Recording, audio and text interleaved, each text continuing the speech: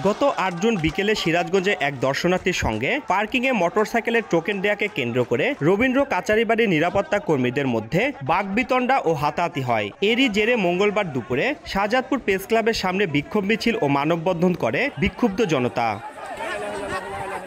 পরে বিক্ষোভ মিছিলটি রবীন্দ্র কাচারিবাড়ির মধ্যে ঢুকে হামলা ও ভাঙচুর চলায়। এ সময় কেয়ারটেকার সিরাজুল ইসলামকে মারধর করে তারা। এ ঘটনার পরই কাচারিবাড়িতে দর্শনার্থীদের প্রবেশ অনির্দিষ্টকালের জন্য বন্ধ ঘোষণা করে নোটিশ দেয় কর্তৃপক্ষ।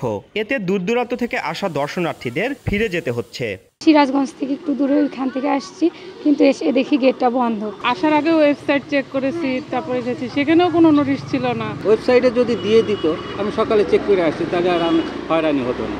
হামলা ও ভাঙচুরের ঘটনায় শাহজাদপুর থানায় ১০ জনের নাম উল্লেখ করে আরও ৪০ থেকে ৫০ জনকে অজ্ঞাত আসামি করে মামলা দায়ের করা হয়েছে। তদন্ত অধিদপ্তরের নির্দেশনা মোতাবেক একটি শাহজাদপুর থানায় একটি মামলা করা হয়েছে এবং তদন্ত অধিদপ্তর থেকে তদন্ত কমিটি গঠন করা হয়েছে। আর বর্তমানে কাছারিবাড়ি অনির্দিষ্টকালের জন্য দর্শনার্থীদের পরিদর্শনের জন্য বন্ধ হয়েছে। এ ঘটনায় থানায় মামলা হয়েছে বলে জানিয়েছে উপজেলা প্রশাসন, আর জড়িতদের গ্রেপ্তারে অভিযান চলছে বলে জানিয়েছে পুলিশ।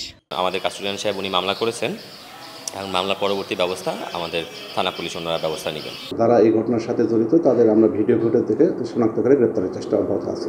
প্রত্নতত্ত্ব বিভাগের পক্ষ থেকে ৩ সদস্যের তদন্ত কমিটি গঠন করে আগামী ৫ কার্য দিবসের মধ্যে রিপোর্ট জমা দিতে বলা হয়েছে।